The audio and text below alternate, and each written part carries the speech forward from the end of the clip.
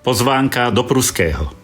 Vo štvrtok 14.8. od 18. hodiny bude nočná adorácia s odprosovaním za slovenský a český národ.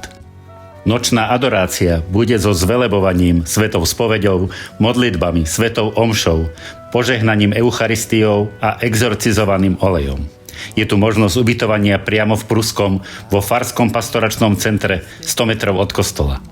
Budeme účastní adorácie, odprosovania, zriekania, zvelebovania, svätého ruženca, korunky k Božiemu milosrdenstvu, pobožnosti k svätej tvári, k svätej hodinke, svätej omši a eucharistickému požehnaniu. Je tu možnosť svätej spovede. Program je nasledovný. O 18. bude prednáška Panna Mária v kráľovstve Božej vôle, otec Milan Vrbiak. O 19. sa vyloží oltárna sviatosť a bude moderovaná adorácia s odprosovaním. 20:40 bude modlitba zriekania a oslobodenia. 20:50 zvelebovanie. O 21. hodine sa pomodlíme svätý Ruženec. O 22. bude korunka k Božiemu milosrdenstvu. 22:15 pobožnosť svätej tváre. O 23. hodine začne svätá hodinka. O 24. hodine budeme mať svätú omšu a o 0:45 sa pomodlíme litánie.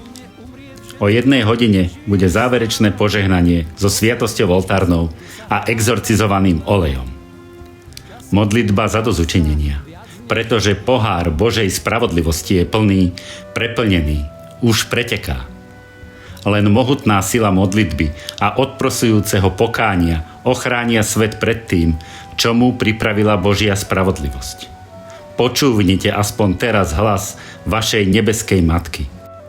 Potrebujem toľko odprosujúcej modlitby a ochotne obetovaného utrpenia. Tešíme sa na každého z vás. Pozývame vás k osobnej účasti. Nočná adorácia. Navštevuj ma a zotrvávaj so mnou v noci a ja budem pracovať pre teba počas dňa. Až v nebi spoznáš hodnotu takto strávenej hodiny. V nočnej adorácii odo mňa získaš to, čo odo mňa nie je možné získať žiadnym iným spôsobom, najmä vyslobodenie duší z vplyvu a útlaku moci temnôt.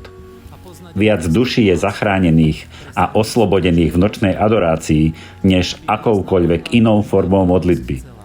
Toto je modlitba, ktorá ťa najúžšie zjednocuje s mojimi vlastnými nocami, ktoré som celé strávil v modlitbe počas svojho života na zemi.